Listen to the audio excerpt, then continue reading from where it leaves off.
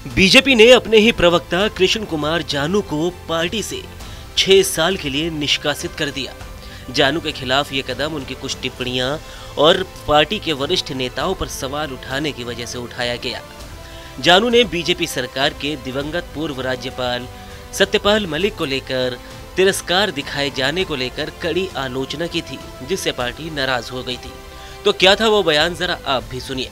4 राज्यों के राज्यपाल रहे, भारतीय जनता पार्टी के राष्ट्रीय उपाध्यक्ष रहे, सत्यपाल जी मलिक के देहांत के बाद उनका अंतिम संस्कार देखकर और सरकार का उनके प्रति तिरस्कार देखकर मन बहुत आहत हुआ और बीजेपी में काम करने वाले जाट नेताओं से कुछ सवाल पूछने की इच्छा हुई। चाहे वो बीजेपी के सांसद हैं, चाहे वो बीजेपी के विधायक हैं और चाहे वो बीजेपी में विविध संगठनों में या पदों पर पदाधिकारी हैं, उनको एक बात का जवाब तो देना ही चाहिए कि जो सत्यपाल मलिक के साथ सरकार द्वारा हो रहा है और उस पार्टी की सरकार में हो रहा है जिस पार्टी के वो राष्ट्रीय उपाध्यक्ष रहे हैं, तो ऐसा सब कुछ आपके साथ नहीं होगा, ये आप क्यों सोचते हैं?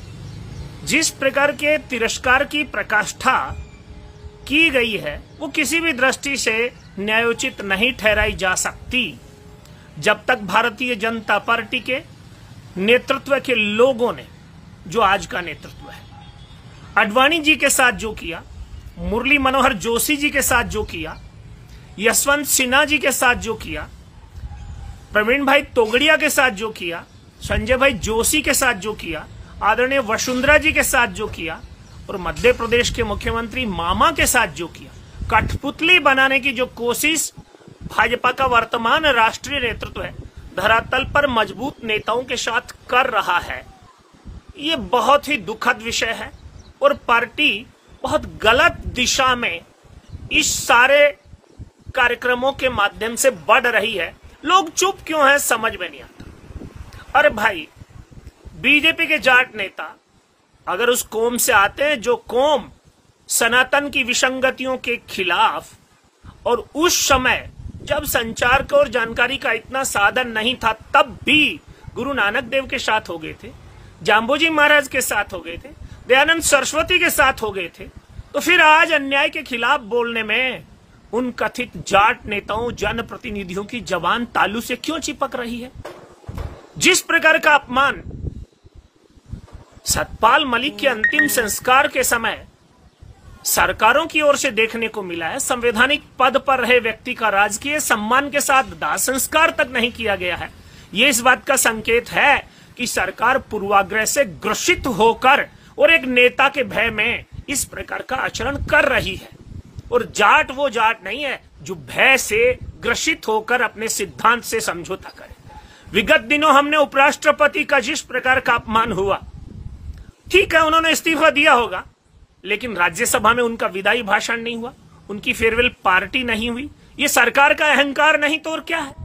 और सरकार के अहंकार से टकराना जाट का संस्कार है, और जो जाट अपने संस्कार से विमुख हो गया वो कैसा जाट है? और ये सब देखकर भारतीय जनता पार्टी में काम करने वाले जाट अगर चुप रहते हैं तो लानत है उन पर। वो पार्टी के चमचे कहला सकते हैं, कौम के सरदार नहीं, कौम के सच्चे प्रतिनिधि नहीं।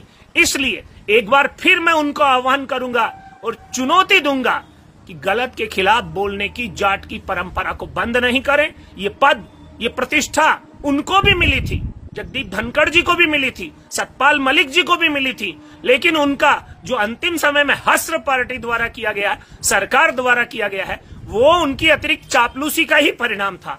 आप सब भी सजग रहें, अगर चापलूसी के रास्ते पर चलते रहे तो वही सम्मान, वही अपमान आपके हिस्से भी आ सकता है। इसलिए न्याय और अन्याय की लड़ाई में हमेशा अन्याय के खिलाफ बोलें, न्याय के साथ खड़े हों, यही पर्याप्त संदेश है। जय हिंद।